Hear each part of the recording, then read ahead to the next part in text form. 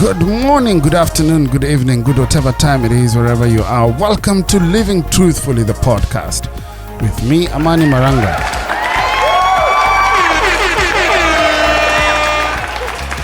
Okwaje, how you feeling? How you guys holding up? I know I don't do this as often as I should, lakini si mnajua nilihama Ocha, so Ocha kunanga story mob. Ocha kuna stories za mtatu, labda nitawapatia one or two with time going by, lakini anyway, let me know how you're doing. I want to hear what's going on with you, so hit me up on social media at amanimaranga.com and let me know what's good. Now, with me today I have actually my uncle. I'll introduce him in a bit, but what I need to tell you is that in my life I've been very fortunate to have people that I considered cool uncles. You know, I've been very fortunate to have people that were people you could look up to for one reason or another. Sometimes it was, you know, they're just proper role models. Other people were just well dressed. Other people could sing better or could sing well. This one had the looks, he had the vibe, he had the haircut, he had it all, the height, the body. Yani Uncle Kamande was the coolest cat we knew. And at the point when sort of he came into my radar as a kid, he was working at an airport. He was working here, and he was a guy you saw in sunglasses, in a white shirt, walkie-talkie, you know, walking around the airport looking important. And I was like, what? I want to be this guy. Well, I also wanted to be a pilot, I also wanted to be a doctor, so, you know, whatever. But recently our paths have crossed again. He had moved out of the country and went to work down south. And our paths have crossed again. And, you know, I'm very grateful to have the opportunity to have a conversation with him. So, ladies and gentlemen, if you would, with me, please welcome Uncle Kamande.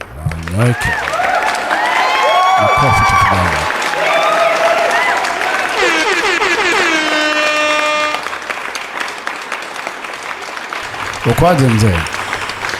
Niko poa, sijui wewe. Mimi niko freshi. Belated happy birthday by the way. Asante bana, nashukuru. You're settled into the 6th floor properly. Naangalia 7th floor labda. Well, I just got onto the 4th and I'm feeling so wise. So you I remember my 4th, I think one of the best times somehow. I still remember. Mm-hmm. And the way people say life begins at 40, nafikiri iliingia. Yeah. Lakini nilipochapa 60 pia I shared quite a lot with people. And I'm like, kumbe life naanza 60 pia, so bado iko. And you look, I mean, full of life. I've had such a good time hanging with you for the last couple of weeks. So first, let me start by asking today, how are you doing today? I'm fine and grateful. Hasn't been easy in so many ways, but you put your head up, put your head above the water, and you move on, and every day is a new day. That's true. And one of my brothers, Baraka, whom you met just the other day, usually says every day above the ground is a good day. Perfect. You know, every day above the ground is a good day. Thank you for the coffee, by the way. Karibu. Maybe just a follow-up question to what you said. You've said it hasn't been easy. Why do you say that? I'm looking at mostly last year, which most of the people, the ones who are close to the family, would know. We lost 3 family members in a row, you know, in the peak of the pandemic. Na haikuwa rahisi hata kidogo. Manake you're told your brother is gone and you can't attend a funeral. It's not the easiest thing at all. I remember that day very, very well when I got the WhatsApp messages that the funeral is over. It was my hardest day, and I just collapsed, broke down. But I had somebody who just, I told him what I'm going through, and he called me. He's a pastor down in South Africa, who's also more or less family, because my nephew married in his family. And he spent time with me on the phone, and that really helped. And I'll relate the same. My sister in the US not to be able to come for the funerals. Kwanza yeye nilikuwa funeral karibu 4, mimi ni moja peke yake, so that hit me hard because I had just spoken to my brother like on a Tuesday. We shared a lot. I told him I'm retiring, I'm coming over, we'll do stuff together, you know, and for about, I still remember, I treasure them like 17 minutes of my life with, you know, my call with him, which was also very good. And come Thursday, my brother Kamau got in touch with me, told him, no, something's not right. I called home, and later there was a gap of about 3 to 4 hours when Kamau called me with a very, very, very down voice, and he told me, look, GK is gone. So yeah, that was, I'm sorry, man. and that was in May. I have such fond memories of him. I don't know if you remember that I did part of my life in Nakuru. Yes. And he lived in Nakuru. He used to, I think he worked for Eveready. Was it? But Yeah, anyway, he lived at Eveready, Union Kamande, which was right there. And I was carried in the boot of his car many times. At least I carried you in a 504. At least you carried me at the back of a 504. And, you know, you didn't put me in the boot. But he had this, I can't remember what car it was, but it was a hatchback. Okay. And if he was traveling with his family, and my folks would be, if we were in the same car together, the only place the kids could be was in the boot. So my memory of him is him carrying me in the boot, you know, but always towards a good time. Yeah. You know? And I know that was a blow for me as well. I remember growing up in Tanzania. I looked up to him in everything he did. You know, one funny thing, and probably people will laugh. My parents couldn't afford shoes. Oh, wow. And we were in a seminary in Arusha. The first day my dad bought shoes for my big brother. You know, there you'd follow a car. Yeah. Nilifuata huyo msee kila mahali. Kanyaga naangalia print. Wow. He was going to school? He was preparing to join Nyeri Baptist because he left us in Tanzania. Yeah. So aliponunuliwa viatu baba, mimi nilifuata kila mahali naangalia kila print na shangaa. Hata tuna picha ingekuonyesha, tumepiga family picture, lakini kiangalia miguu bwana hakuna chochote, lakini tulielewa. So that's one moment I remember. And then when he went to Nyeri Baptist, I would always follow him and check the way life would change, you know. Yeah. You know, in the cool days of those days, you know, they had style, they had ways they would hang around. And later he went to the US, and that even was like now, He became even cooler. Jamaa kule acheza boli, alikuwa na afro. I can't imagine. Yeah. In fact, wale wangekumbuka kwenye ile nini ya funeral, tuliongeza picha zake za zamani akiwa kule US. Alikuwa mpenda boli sana, soka. Hata alikuwa afikira siku moja angecheza Harambee Stars. Sasa tuko Nyeri na yuko Nyeri Baptist. Aletwa nyumbani. So nauliza mama, what's wrong with this guy? Haizi kuongea. Kumbe alikuwa amegongwa jaw. Alena heady ball, somebody kicked him. Oh no. So they had to kind of wire his jaws for quite some time. Wow. He was the first Kanye West, huh? So he loved his soccer. Oh, yeah. wow. So I will always remember every little moment that we shared. I never had a chance to visit him in the US, but ilikuwa shule. But one thing he did when he came from the US, he kind of changed our mentality towards what music is all about. He came with a collection of vinyl squeeze on you. Yeah, he had. I never knew there was classical rock, you know, such things. Akaja na jazz. We were all young, and he changed our minds towards music. And trust me, till today, about 3 or 4 of us in the family, even before we were out of high school, we changed our mentality towards music. We collect something similar, we share what we like, and mostly towards jazz and history of jazz, whether any classic, whatever. Till today, we share a lot of that. And from that time, pop music fell off my system completely because sisi tulikuwa tunangoja tu radio bwana. Unangoja kucheza whatever is popular at the time. Siku hizo sasa hatukuwa na choice bwana. Unangoja Saturday US for the asking. Abdul Haq, I still remember. Wow. Tulikuwa tunafanya blog because that's the only time you could get sort of pop music into whatever. Yeah. So there was only like a one cast station. Of course. Tumetoka mbali. Yeah. So those are the memories of how he kind of changed me and maybe my brothers and my sister to what kind of music to listen to. I keep going back to some of this music that he introduced us to, and you know, he had a different way of changing people's lives. Yeah.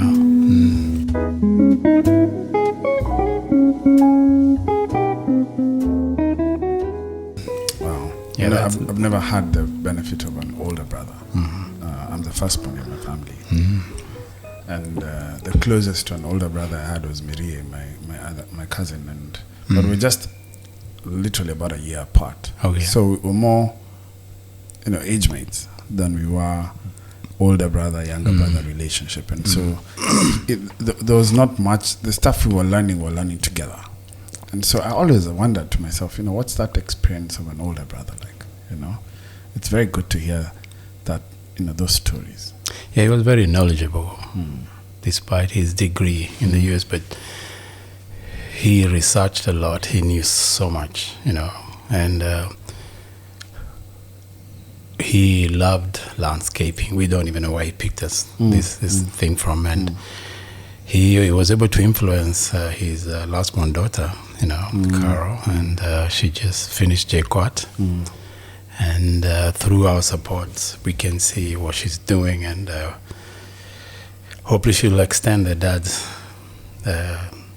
Midas touch. Whatever she touched, it sounds green, because that's what the dad did in a lot of places. I think if you visit Nakuru, you can see most of his work.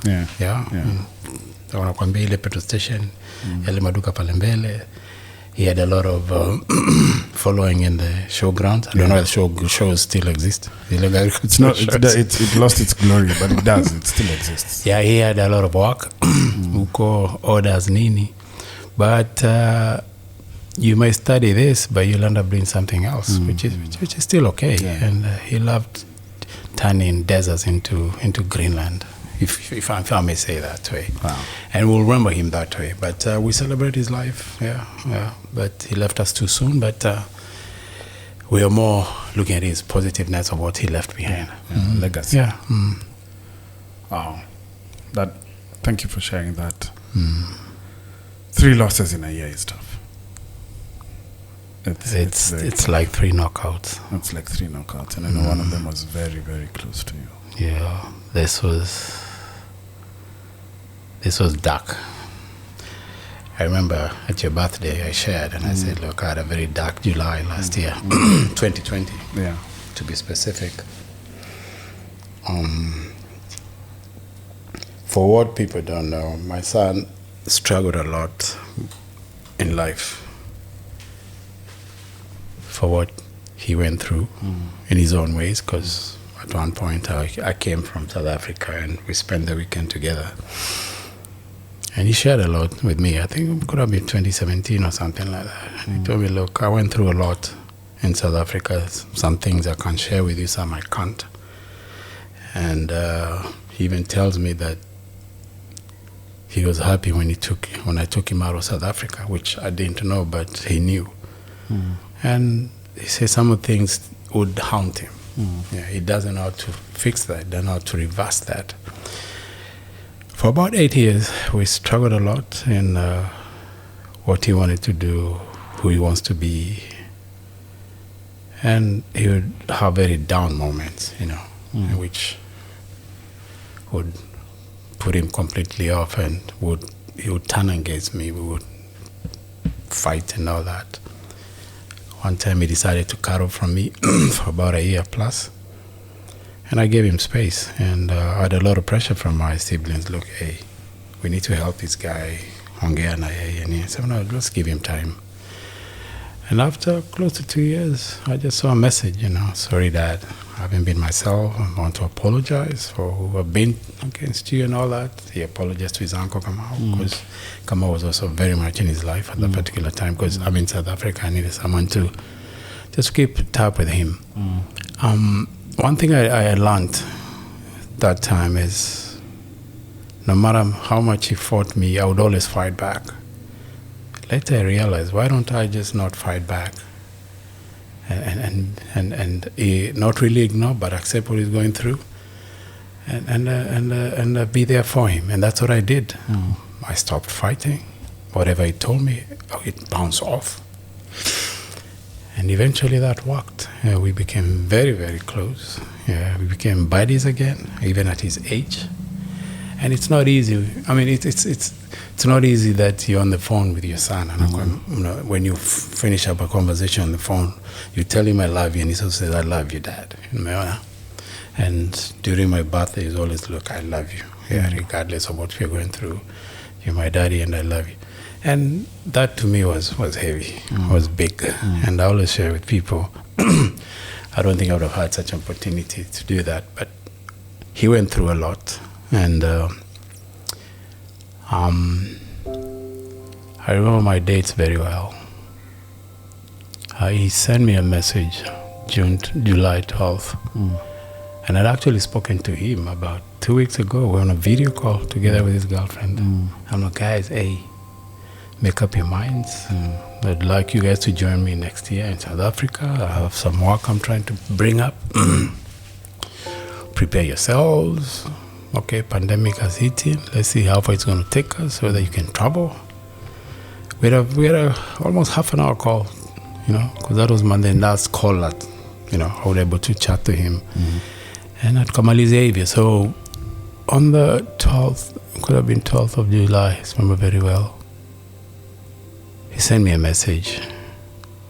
And those messages, I know, each time I would get a message like that, I know he's not doing well. So, and it followed with a mixed call.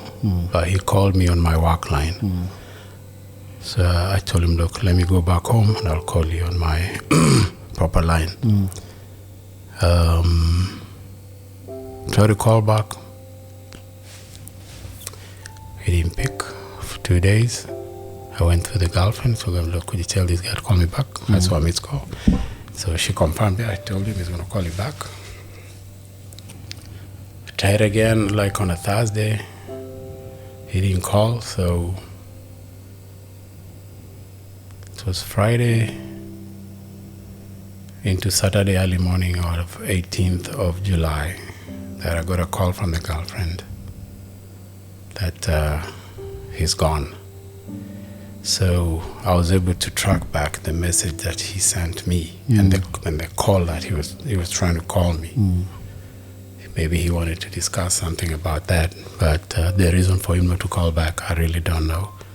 Because in general, anytime he was very down, we would always get on. I would get on phone with him for hours, telling him, look, hey, it's not over, man. Tomorrow, I want to talk to you. One critical time I remember very well, this was 2014. I was doing some work in Tunisia. So at one point, I didn't look at my phone. I found a lot of messages from my daughter. So when I called my daughter, they said, hey, you need to speak to Nyoike. He's not doing very well. So I tried to call as much as I could. I managed to call to get him, like in the evening. We spoke a lot. I was flying the next morning into Frankfurt, because that's the only route I could get out of Tunisia. But I had some work in Frankfurt also. We had a project. So I remember I arrived in the morning, I went straight to the project. So right in the evening, when we finished the workshop around 5, 6, I told my colleagues, look, I can't join you. I arrived this morning, I'm pretty tired. Wacha nipumzike kidogo. So I woke up around, 7 or 8?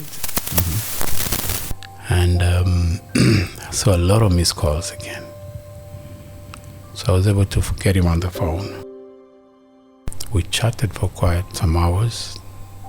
We chatted past midnight. And I told him, look, I want to see you tomorrow morning. I want to call you and hear your voice. And yeah, I could talk to him the next day. I didn't even care about my phone bills or whatever. Roaming. Yeah. To me, that didn't matter, but I had a very understanding boss when I explained to him, because I could only use a company line at that particular time. And we went through different scenarios, which a lot of people don't know, neither my family members. It's mainly me and my daughter and a very close friend of his, I took him as my son, is Bruno. I think he's known as DJ Slim B. You probably have come across him. He's actually, he calls me dad actually, because he stayed with us for about a year and something in South Africa. Yeah, and I took him in as my son, because he also played a huge role to help my son as much as possible. So, yeah, just in brief, 18th of July. So in the middle of pandemic, I knew very well I can't make it for this funeral. And when we started family meetings on Zoom, I told guys, let's make it as quick as possible, because I can't. There's no way I can come home. But it's good to have friends. I have a very close friend. I don't need to mention names. And same day, he told me, look, I'm trying to get you home. So just give me these details, ABCD. And that's on a Saturday, same day, because the news came early in the morning. So when we met in the evening, because we started Zoom meeting the same evening, I told him, look, I got a message today. There's a possibility. No. The first meeting, I didn't know. I had no idea whether I can make home. I even gave him the date. If we can do this at this particular time. But the committee was very nice. I said, look. And then now, the next day in the mixed meeting, I told him, look, there's a possibility I can come home. So if they said, okay, what if we move the funeral date to a Saturday? Because that's what the person who was trying to get me a ticket said, if you make it a later date, could work easier. Because he was also trying to find me a direct flight home, but that didn't work. But there was one by Addis. There were no commercial flights at that particular time. Course, because completely, yes. Flying, So when all worked out and it was possible for me to come home, so we decided, okay, let's do the funeral on a Saturday. Because the committee said, look, your first priority to decide, to determine the date of the funeral. So tukaacha vile, so nikapata nafasi ya kusafiri to go via Addis. And these are United Nations flights. That's how I got out. And in my industry then, because I was still working, the flight number, I still remember, UN 2972. In my industry, when it comes to restricted goods, which we move around, each item has a number. And UN 2972 represents something. But here I am using on a flight number. So it was, I was like, okay. Got into Addis overnight. And the next day, we got out on it. It was a small, I think could have been, is it Dash 50 or something like that. We're only 4 of us on that flight. We checked about 50 or 60 people with the props. It was okay, got home. But the hardest thing is when the pilot tells you, we are landing, knowing that you're coming home, not to find somebody you always had a chance to meet. Because anytime I got home, he would probably be the first person. And a few times he picked me up from the airport. And it was not easy, because I could relate to that. I did the same thing in 2018, June. I lost a very close friend of mine. And I got a call Wednesday morning. I was in Frankfurt at a workshop. Around midday, I got a call that my buddy, Pascal Nderito, you probably have heard of him. Your family members do know him. That he passed on. So I confirmed, yes. I was scheduled to fly the same night anyway, after the workshop. And I was ready. But the minute the pilot said we are almost 10 minutes to landing, I was gone. It was so hard for me. Because each time I flew out, I would always come back with something for Pascal. Maybe a drink he loved or something like that. And just to go back, putting my son's story aside, just to bring in Pascal. 2017, I was working in Senegal. And he was preparing to get married in South Africa. So he told me, look, I got a date from my in-laws, which was like 8th or 9th of December. So you need to be here, because I was in the lead to negotiate dowry, ambayo mnaita mahari. South Africa tunaita lobola ama mahadi. Yeah, language is still connected. Haya, nikapanga kazi. Sikuwa nimemaliza kazi Senegal, because I was there already. I was doing 3 months. I flew in. I arrived, I think, on either Friday evening or something. Saturday, I'd already formed a team to go with. We're like 3 of us. Tukaenda, tukanegotiate kila kitu. Kamalize hiyo Monday, I left for again back for Senegal. So come 2018 also in April, hey, Pascal tells me, look, I've got the date for this. I've date for the second visit. Where are you? I was in Dubai. Work. So I had to cut my day short.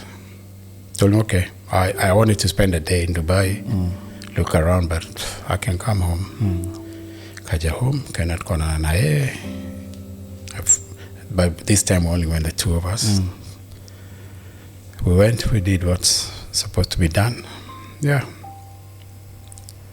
So that's the same year. So we finished the Mahari stories in April.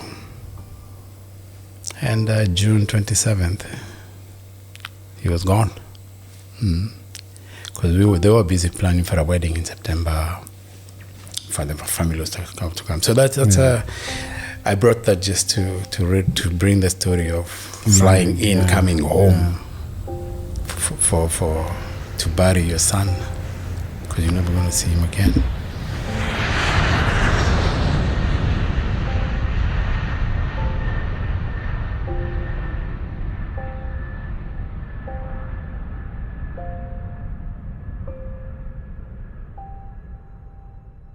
This episode of Living Truthfully is brought to you by the generous contribution of listeners like you. If you'd like to contribute to our podcast as a way of saying thank you, good job, keep going at it, or just a way of buying us coffee, please check the details on how you can give your love donation in the show notes of this episode. Don't forget to subscribe to the show and leave a rating or review. Thank you. And now, back to our story. I brought that just to bring the story of flying in, coming home for to bury your son, because you're never going to see him again.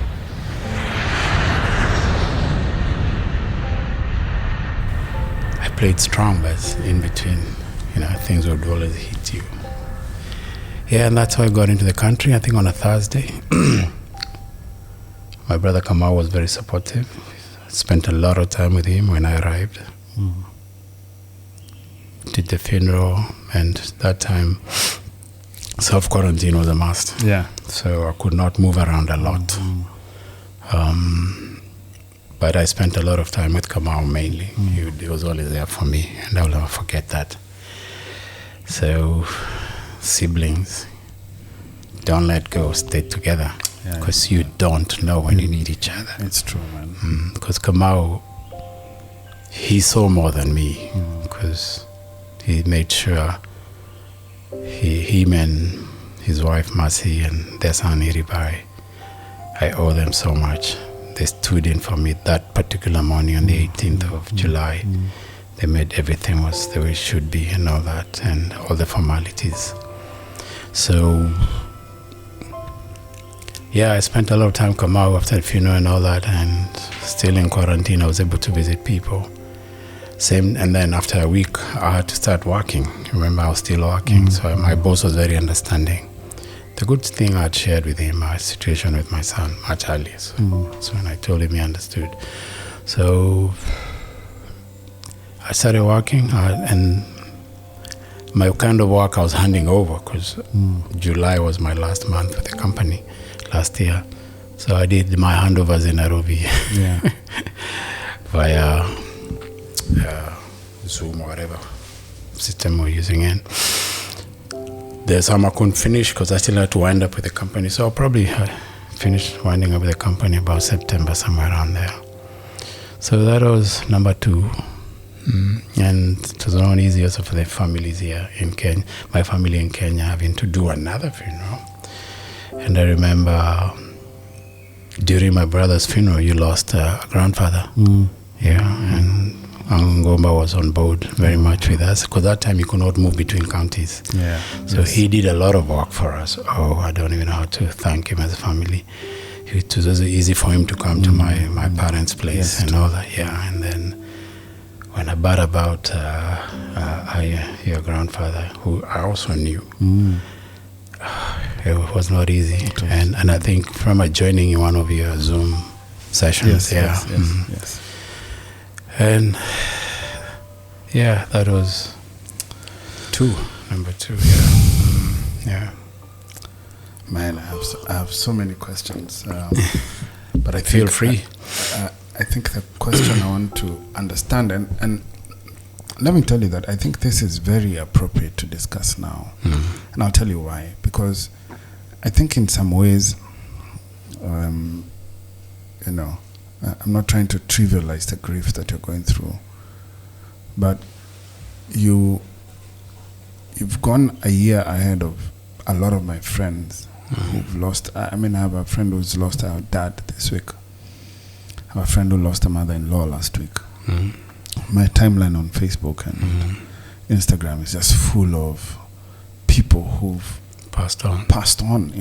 It's incredible. And I had COVID this year in March, and I shared this on the pod. I lost 5 friends in 3 weeks.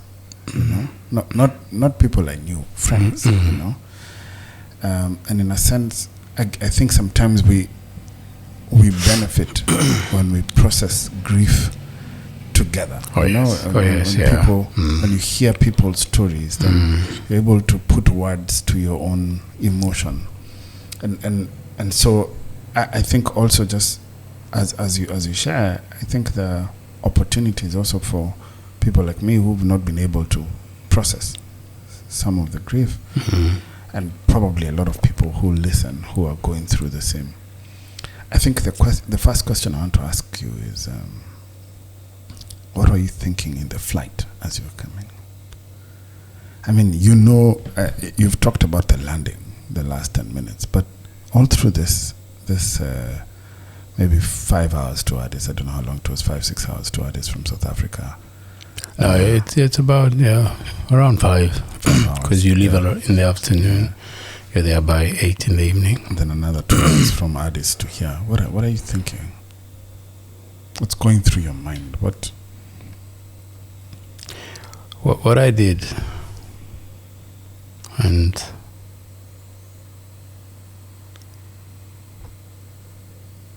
first thing which I had to put forward is my spirituality, my relationship with God. Forget it being religious, but I chose what I would like to listen to. And there's some specific songs in praise and worship that become very strong and give me strength. That's what I made sort of a playlist, which I listened from Joburg to Addis and Addis to Nairobi. That was very uplifting for me, because if I don't go that route, it's going to be very hard. And asking God a lot of questions. And I don't know, I look ahead at times and see things might happen at a later time. And all along I knew one day I'll get a call about my son that is normal, and it happened. It's something I'd seen, which is not something that you think like that, because of the most of the situations we had before. And but I never thought it will happen, because we had amazing 3 years together. And I didn't know whether it was just a way of saying goodbye. So on the flight, I would go through a lot, asking myself a lot of questions. And what if I had picked up the call? What if he had picked up my call? What would we be discussing? What would he have said, look, Dad, yeah, it's goodbye or something like that? And I had to hold myself together. One, because of my daughter and the grandkids, because I knew if I'm not strong enough, Jerry has health will probably collapse and not be able to do anything. So I was also on the phone very much with her, because it was not easy for her at all. So the flights were not easy, but I kept my head up and be bold enough to face what I'm coming down to find. I'm sorry, man. Yeah, I'm sorry. good. I can't, you know, as a parent, I can't imagine. Like you said, just the moments when he's troubled and you imagine that one day you might receive a call you don't want to receive, and then it finally happens. Like Yes. I can't imagine either of those scenarios in my head right now. You met my kids the other day. Yes, yeah. I can't imagine that can't be easy, and I just want to say I'm sorry, man. I know we spoke around that time soon after. Yeah, we did, yeah. One moment I still remember is, like I told you, the self-quarantine was a must. I would spend the whole day with my brother, but as soon as he drops me at the apartment, I could not sleep. I'm alone. It was a very nice environment, but still, something is lacking. You know, I would stay up, go through social media, and that's why I found you live. I was on Facebook that time, yeah, which I'm no longer in. I said, hey, there's somebody here. Let me just say hello. And it's strange. We started chatting, you know, and it said, hey, look, let's get out of Messenger and go to WhatsApp. Yeah. We went to WhatsApp, and I think we might have called each other. Yeah, I think started talking. It helped me because we chatted pretty long, and I remember, I think we were like ending like 5 in the morning, and I slept well after that, and was able to face the next day. And this was already after the funeral.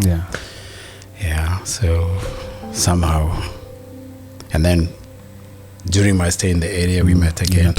That's when you told me, you are actually planning to come to the coast that following week or the same weekend. Yeah, I was coming to see my dad. Yeah, so I still remember that. And the reason why people cross their paths, you don't know. Because I remember you as a young boy, and here you are, we can talk like this. And I followed you when you worked a lot with my brother Levi. You know? I still remember when in his profile he had your logo, 360 degrees. And that logo, man, it made me money. It made me a lot of money. I still remember. So that's a connection. But I must say, it's not easy. It's a journey that I'm prepared for. It may take a short time or a longer time, but I think more on the positive side of life. I don't know whether I shared with you, his online memorial service was huge. And I thank my brother-in-law Muli because he opened up enough rooms for people to chat. I think it was like 400 on Zoom. And it was connected to Facebook, which was over 1,000 plus. I never thought that in such a short time that my son had impacted a lot of people, you know. And if he had testimonies of most of the young people who knew him, like, this guy changed my life. He brought me from this to this. Wow. And he interacted with celebrities, which I didn't even know. You turn on a video like you're Saudi Soul, you watch a video, what is this guy doing there, you know? At one time, he loved fashion, and I think he did some fashion work for some people and all that. But going back to his memorial service, which I was able to join as soon as I landed. And I thanked everybody who was on board or watching, because it was worldwide. Yes. When he met people from all over, so they all tuned in. It was very heavy for a lot of them, very heavy, and most of them also celebrated his life. But maybe there was a reason why God gave him that short time and impacted a lot of people. To me, that helps me a lot. I always say, he lived this time. Yeah, he did. Yeah, he lived this time. I mean, even Jesus was just 3 years of impact. That was it. Yeah, his ministry was the shortest. Just 3 years. Yeah. Wow. Okay. Thank you for sharing that. Yeah. And then soon after that, your dad. My dad, I think we were ready. In fact, we thought we'd probably go before any of us. And I think he could not talk, but he saw 2 graves in his yard. Wow. And it's very strange for my dad. He called us much earlier when he was able to talk and think properly. He said, look, this is me. I don't have a lot of time, and you guys should know that. And him being a believer, the reverend, death was nothing to him. What people don't know, he was also a clinical psychologist. He did his studies in Moshi, I think 6 to 8 months. And after he retired from the pulpit, he used to do counseling at Kenyatta Hospital. And he used to counsel people who have no hope, who the doctors would tell you this person is not going to recover. Yeah. And you'd counsel and prepare them for their departure, you know, and he did that. He loved doing that. So come his last days or last years, he also prepared us, you know, and he said, look, let's have this. This is what's going to happen. It should happen. This is the person responsible for my absence.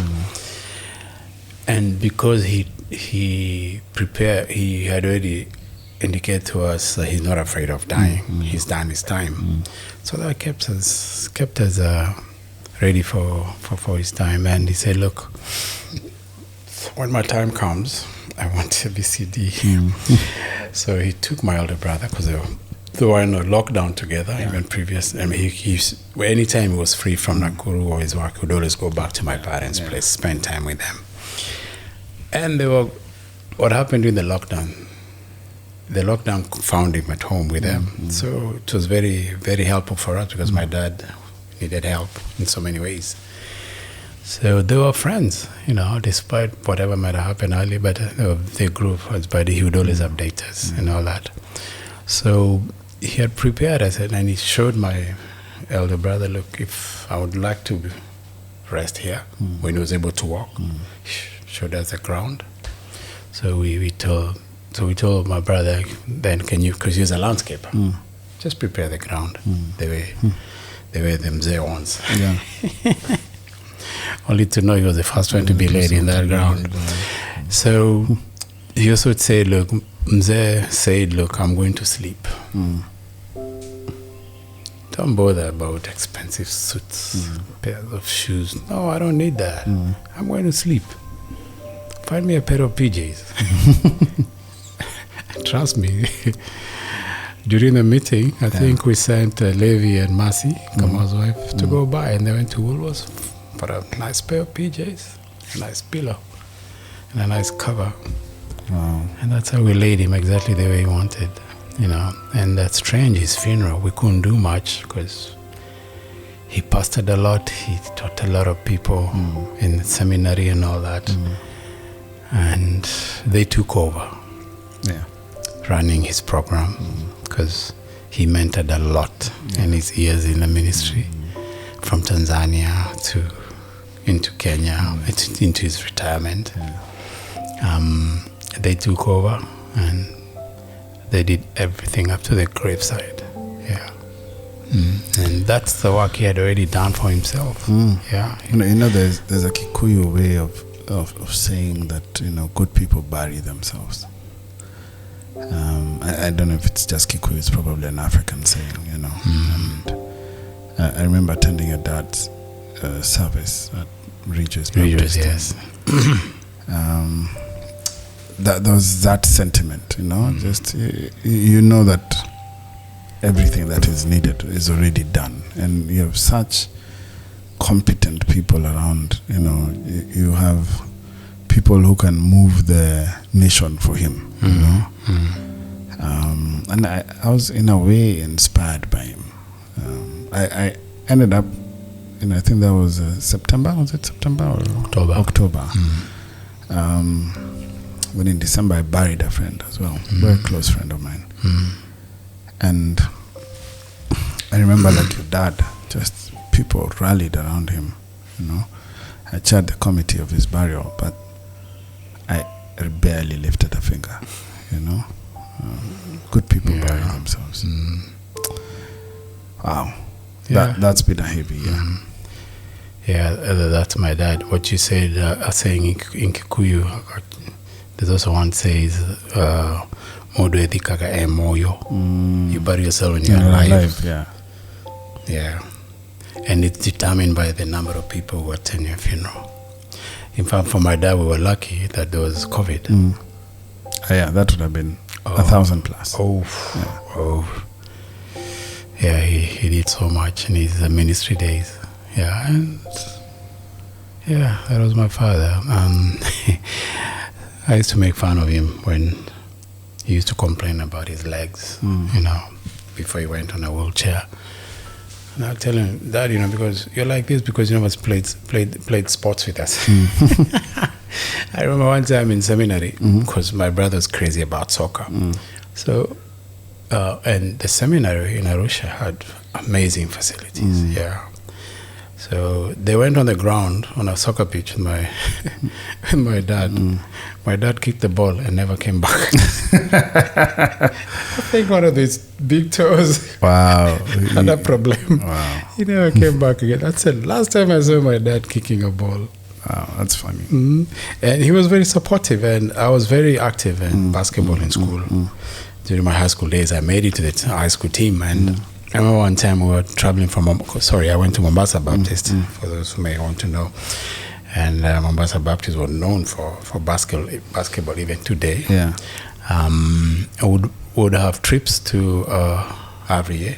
We'll get an invitation. There's always a invitation tournament, and would always go.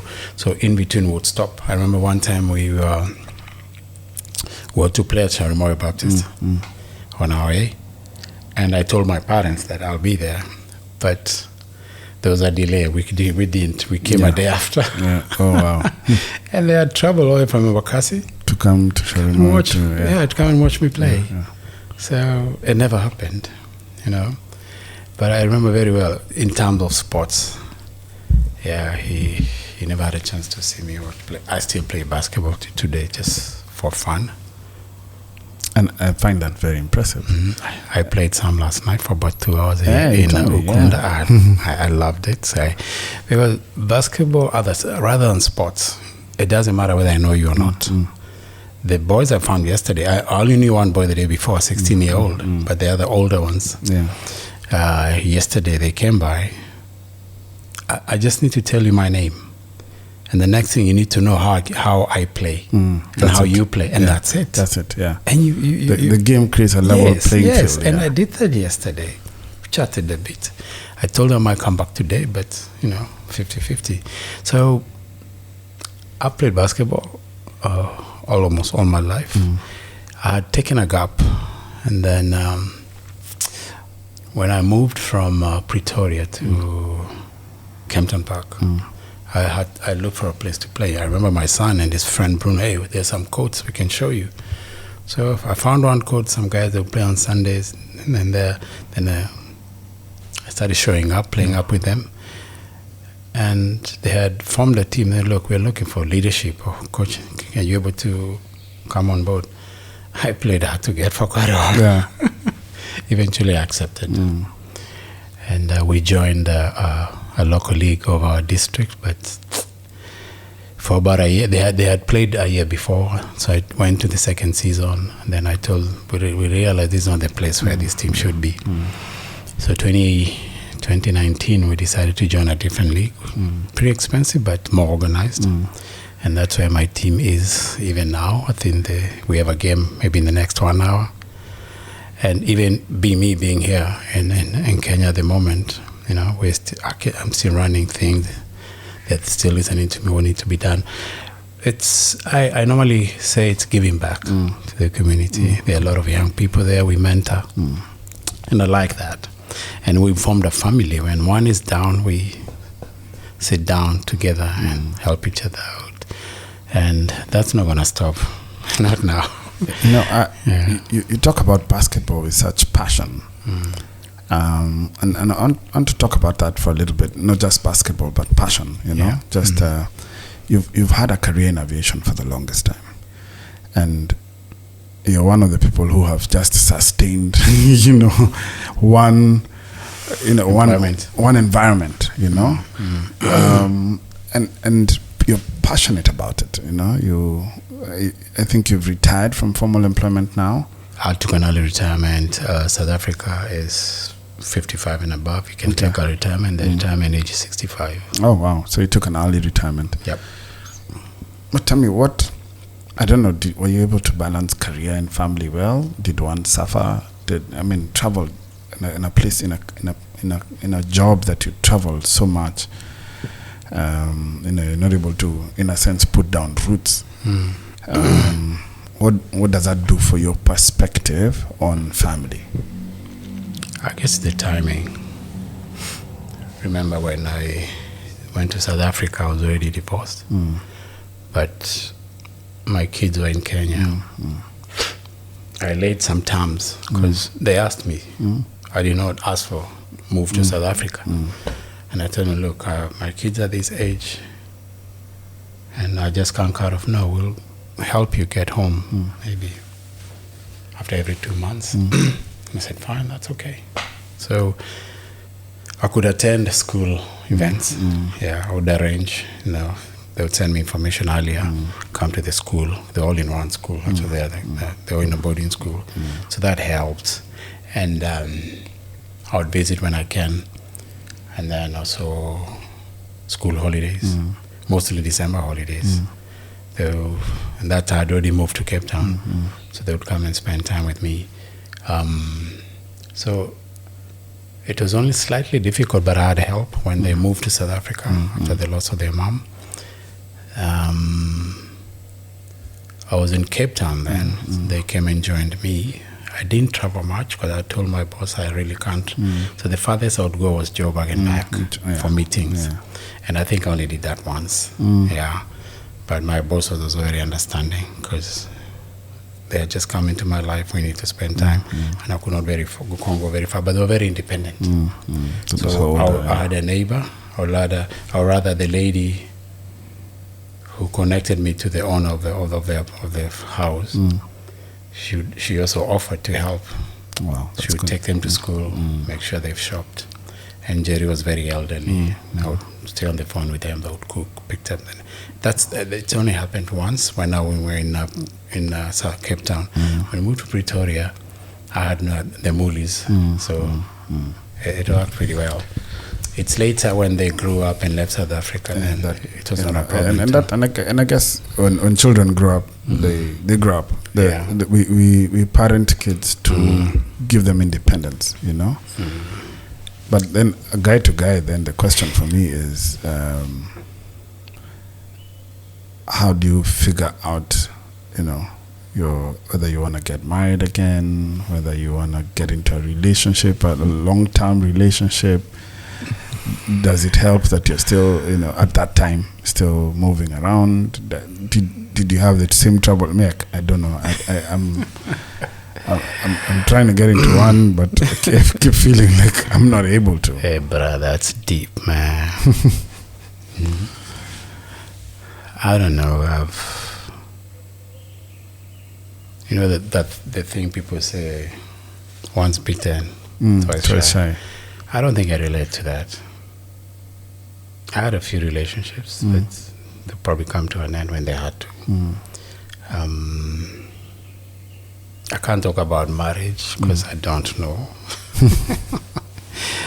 It's still an open option. I would ask myself, do I want to do it? Do I want to go back to whatever? But it's somewhere. I always tell people, hey, Mandela got married at 75. You did. That's true. I tell myself, Jonjo got married at 55. I think so. This time. So that's why I put it there, just to make it short. Let's see if God gives me 75. Who knows? Yeah. But Mandela to look up to. For sure. Yeah, it's not an easy answer to a question to answer. No, I'm looking for wisdom, man. Okay, I hope on a record. See, nyingine. Check notes baadaye.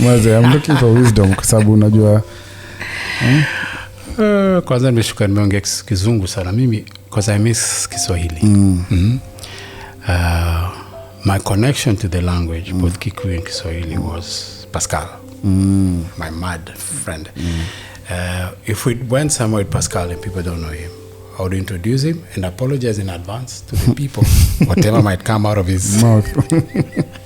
He was full of life. Wow. So I would always chat in Kikuyu. Our WhatsApp all in Swahili. Yeah. Yes. Oh, wow. And we kept it that way. So that's why now, and I'm glad I'm in the coast. I'm enjoying this chatting Kiswahili. But we can mix both. Is that okay for you? Yeah, it's fine. Yeah, nategemea wale ambao hawaelewi lakini watatafuta mkalimani. But to keep up my Sheng, I watch YouTube. Oh yeah, no, Sheng has it's changed so much, man. But then what people don't know, Sheng cannot be the same in every area of the city. I remember when we used to live in Embakasi. That's the only place kulikuwa gorofani. And the church was next to that. So we got to know each other very well. And we created our own language, our own Sheng. Why? Because there were borders. Yeah. Siku za Mageri, siku unajua Mageri, tunajua wase wa East. Siku hizo West African Airways walikuwa na blocks zao. Sisi hapa zetu zilikuwa za gava nafikiri mabeshte wetu. Sasa kulikuwa na borders. Na we had our own team ya soka pia. Tungeongea tunaongea juu yako lakini una habari. Uko pale maana kuishi na sisi. Like we had our own Sheng, kila kitu. And that's what probably a lot of people don't know today. So I like keeping up with what's going on in the country, social media. I listen to even stupid video YouTube posts. I mean it's it keeps you in touch, keeps us in touch. Even for me, I mean, that's how you learn what's happening. Oh yes, in the culture. And I think the question that follows for me is, having gone through so much life and gone through so much in life, so there's life in terms of just all the experiences that you've had, whether it's by work or by choice, by the decisions that you made, just or the environment that you found yourself in, and then there's the things that happen to you. So having gone through so much life and so much in life, and looking ahead and saying, God could easily give you another 40 years, That would be nice. Yeah. I would buy him an ice cream. No, just kidding. I mean, how do you keep that sense of aliveness in you? How do you... You've talked about having a positive mind, but how do you, that vitality, that zest for living, that aliveness, how do you keep that aliveness in you? I think for a very long time, I took the word worry out of my life. Nothing worries me. Even if I'm in the last 20 shillings, it never used to worry me a lot.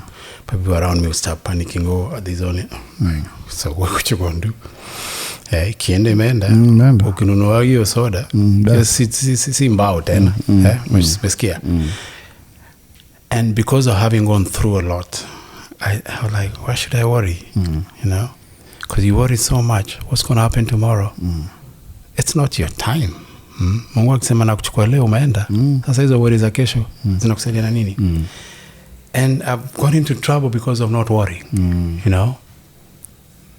Take the situation as is. And as soon as you panic, you're not going to handle it. I tell people, why are you panicking? If you panic, how are you going to be able to sort out that issue that you have? Yeah. Yeah. I've had practical examples. I remember one time, I was still learning how to drive. In those days, we used to use company cars. They had sent me to go get something. On my way to the airport, I think I lost focus. It was a nice Toyota. Nilisahau roundabout ndio hii. Nikajua nikipanic sitapata solution. Bas. Ilikuwa crazy. Nilikuwa tunaenjoyana because most of the buddies they used to get drunk, they end up on top of the roundabout. Yeah. I don't know whether you know the old setup kabla ubalishe barabara. So naona hapa mejenga kamol. Hiyo mall hapo Outer Ring school roundabout napeleka old hapo. Mali kuna Taj Mall sai. Barabara ilikuwa straight. Naikumbuka. And the next roundabout ni kupeleka cargo na mbele alafu ingia airport. Mimi nilishtuka roundabout na ni mchana. Akasema if I start worrying nitaenda pale. I found a solution right away. Boom. I was able to avoid touch karibu. I got out of that. Another one which a lot of people don't know, but that was life-threatening. I just joined Form 1, Mombasa Baptist. Ilikuwa for the first month. Siku moja tunaenda kwa January, tunaenda. So we shall form friends haraka. Although I knew one or two guys before who grew up together. And one of them we grew up together in Tanzania in the seminary, and they're also joining the school. So Mombasa is known for zambarau. Nazijua? Hata hapo utaziona. There's a season for zambarau. They're purple, very nice. Like a berry, but they have a seed inside. Beautiful. I know them. So sir, me and my buddies, some Kambao Evans, kazi yetu ilikuwa zambarau after school. And the school had a lot of trees. So tuna climb, kula zambarau tukiwatch jamaa kucheza basketball. Saizi hata sina interest sijui hata basketball ni nini. And then there was a tree which was out of the school. We'd always go climb. Na siku na finally climb peke yangu. Ama tulikuwa naye. Sasa jua zambarau mtu ufuata zile ziko karibu na mwisho mti. And miti ya zambarau branches zake saa zingine were very soft. Sasa nimepanda kule juu nazifuata nikasikia branch imecrack. Chini kuna waya 3 za stima chini yangu. Sasa ndajiambia na even that time I'm coming down. I will hold the last one, release myself rather nianguke pale. The last steamer. Chukile ya 3. Nishike nianguke kule chini. Something told me, hapo utakuwa nyama choma. Out of nowhere, I don't know, I was able to hold another branch. I went to the main stem. Kakanyaga chini. The way the school was set to look, the school compound. And the school was day school. But the school had a separate house. Big house which they bought in a residential area. Like 10 bedrooms. Ilikuwa mchogis fulani alikuwa ameka matel zake huko nakumbuka. And it was walking distance between the school and whatever. So simin katembea hata nisahau slipper zangu hapo. Katembea mpaka kwa hostel imenyamaza. Alikuwa jioni tukakaa hapo nje. Kuna mahali nilikuwa tumeka hizi logs za minazi kunaita baraza. Jamaa alikuwa amekaa pale, mimi sikuwa join. Pale kwenye veranda. Baadaye nasikia uchungu kwenye mguu. Kumbe had a splinter of wood had gone through my foot and I didn't know. So I managed to remove it. Said that ujali madawa. That was the last time I climbed anything. We used to do even mango trees, and my mango trees were so huge. Unapanda na branch. Unaanza huko chini. I don't know. I grew up loving climbing trees. Sasa, that's when I started basketball. Yeah. So I've gone into situation where you're in mbaya, lakini I take off the panic part and I find a solution. And in my life, I've done that. And I guess you've been able to I mean, like you said, you've been able to build a career by finding solutions, you know. A gift you probably had from when you were very young. Lastly, you were there for my 40th birthday party. Yep. I was there for your 62nd. It was a surprise. It was a surprise, I know. I feel like a toy. I feel like a child because all my friends are way into their 40s and some into their 50s. But I always find that I hang out with people much older than me, which is really cool because I guess I've learned a lot from their lives that has been able to guide mine. And so my question for you is, if you looked back, 22 years ago, and you were where I am, and you had the opportunity to have a conversation with a 40-year-old Kamande, what did you tell him? One, I would say not to worry about 40, that I'm hitting 40. A lot of mistakes people make is looking at their age and looking at what they should have achieved. To me, that's like looking back. And anytime you look back, you can't move forward. Just look at, I'm 40, what's on my bucket list? Apply one by one. And never look at your age and your bank balance. You'll suffer. Utaumia. Try and do what you can at that particular time.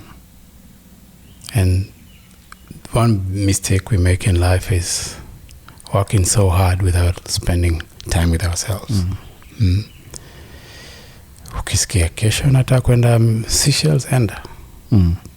Whether you have money or not, kwenda Mauritius.